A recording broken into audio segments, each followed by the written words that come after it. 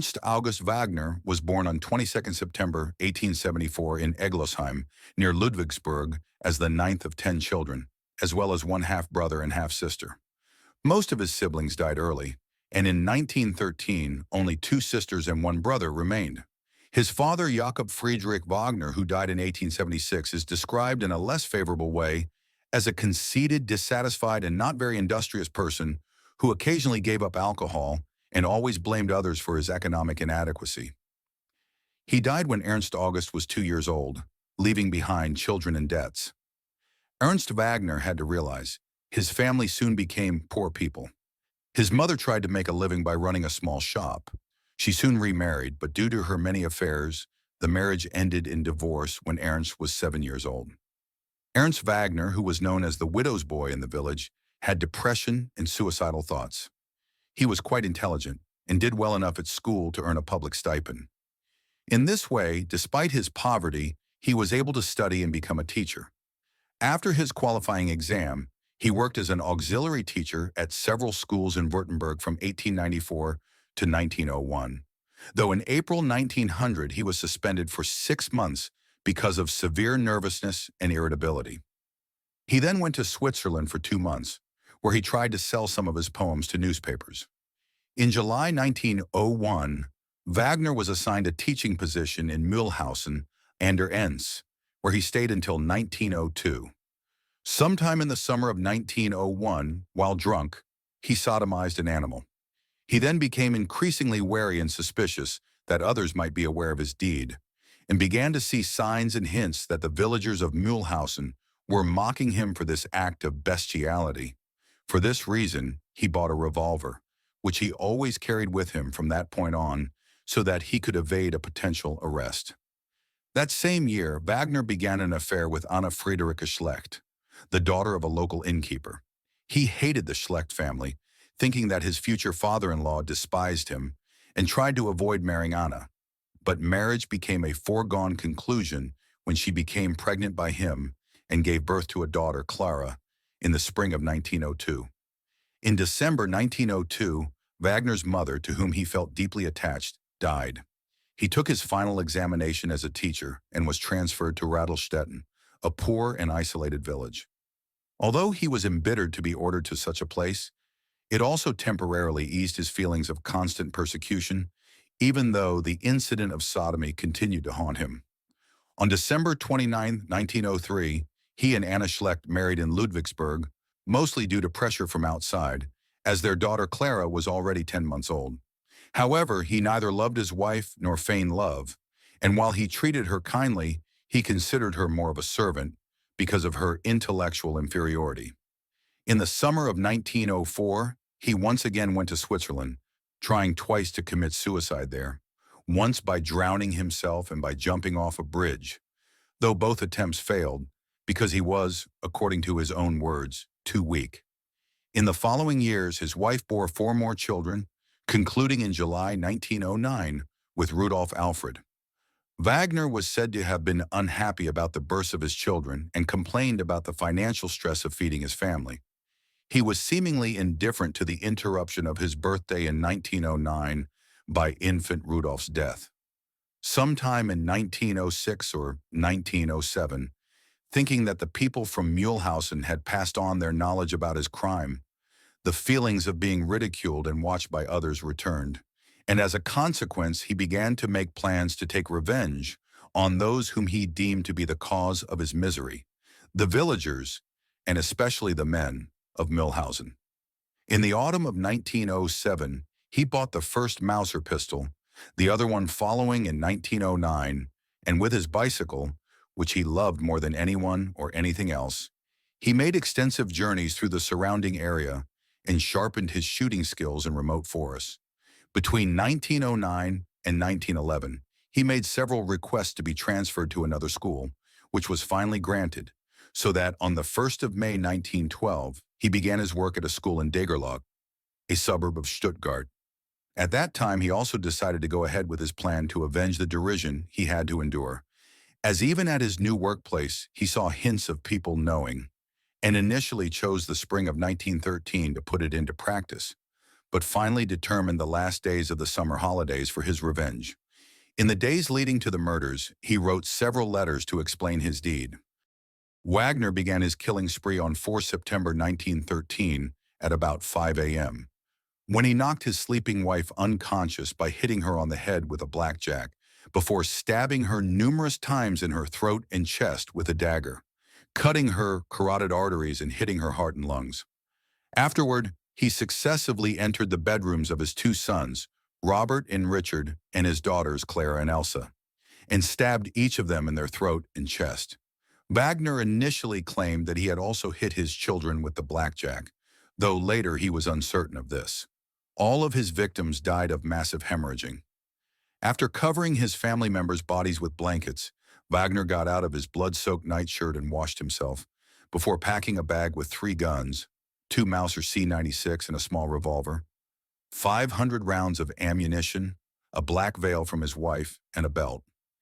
He subsequently left his home, leaving a note at his door stating that the family was heading to Ludwigsburg, as well as another one at the door of Mrs. Stepper, the proprietor of the house where he was living, ordering milk and leaving behind 35 Pfennig payment. With his cycle, he then rode towards Stuttgart and took a train to Ludwigsburg, where he bought a backpack, before making his way to his brother's home in Eglosheim, arriving there at about 11 a.m.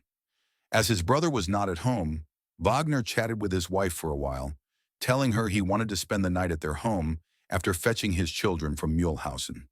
Since it could get late, he asked that the house remain accessible to him during the night. In an unobserved moment, he hid 228 rounds in a haystack in the garden. Wagner, accompanied by his nephew and niece, walked to the next train station, where he took a train to Bietigheim at about 1 p.m. From there, he took off towards Gross Sachsenheim, where he mailed letters to several people, among them some of his relatives. One of them, addressed to his sister, simply reading, "Take poison, Ernst." Subsequently, he returned to Bietigheim, where he got his bicycle checked by a mechanic and mailed 2 copies of his autobiography, one again to Christoph Schrempf. At about 7 p.m., he left for Mühlhausen under Enns. Wagner reached the hills near Mühlhausen at about 11 p.m., where he girdled himself with the belt, put a cap on his head, and took the 2 Mauser C96, as well as a handbag containing ammunition, the black veil and a file. His bicycle and the small revolver were later found hidden in a cornfield. Next, Wagner set out to cut the telephone lines to the village. But as the poles looked too high to him, and due to heavy rain that had set in by that time, he dropped that part of his plan and immediately went into Mühlhausen, where he set fire to 4 barns. The lower part of his face hidden with the veil, he began walking through the streets, shooting at any male person that crossed his path. Wagner later claimed that his female victims were accidentally hit. In total, he spent about 80 rounds and shot 20 people, instantly killing 8 of them, as well as 2 animals and several buildings burned to the ground, before the villagers, with the help of the military, managed to extinguish the fires. A 9th person, Jakob Knotzelem, was mortally wounded and died a few hours after the shooting had ended. At one point, Wagner forgot to reload his weapons, and thus 3 men were able to strike him down with hoes and sabers. He suffered several wounds on his face and right hand, and his left hand was smashed and nearly cut off. Knocked unconscious, he was disarmed and left for dead, but at 2 a.m., a police officer found him lying on the street, still breathing. When he regained consciousness, Wagner immediately confessed to killing his family and stated that he would have committed suicide in the end, but as this was now impossible, he would appreciate it if he'd been sentenced to death and decapitated. Finally, in the evening of 1913, Wagner, who uttered concerns that he might get ill if he'd stayed too long in Mühlhausen, was brought to a hospital in Weihingen, where his left forearm was amputated and his other wounds treated. Wagner's wife and children were buried in the common grave of the Opfer. 5 coffins were transferred by car to Mühlhausen and laid out in front of the Adler Inn before the funeral procession went to the cemetery. Once again, a few thousand strangers had come, and once again, heart-rending scenes of despair took place in the cemetery. The burial of the Mühlhausen victims became a unique event in the history of the village. The reporter of the Swabian Chronicle estimated that more than 5,000 people took part in the funeral service. During the interrogation, Wagner regretted that his arrest had interfered with his further plans, and especially the murder of his brother's family and the setting of fire in Egglesheim. He stated, "If I had ignited, I would have been chiefly concerned with the destruction of three houses, namely my father's house, where he was born and first lived, then the house which my father later built and where I was born, and finally the house in which my mother lived as a widow and ran a spice shop. I wanted to destroy everything that remembers me." Wagner was brought to trial in Heilbronn. However, the responsible examining judges quickly realized that the defendant was probably mentally ill and transferred him to the Tübingen Mental Hospital for closer examination at the end of 1913. When asked about the reason for his insane act, he repeatedly mentions to his expert professor, Robert Gaup, the hunt for him after his sodomy offense over 10 years ago.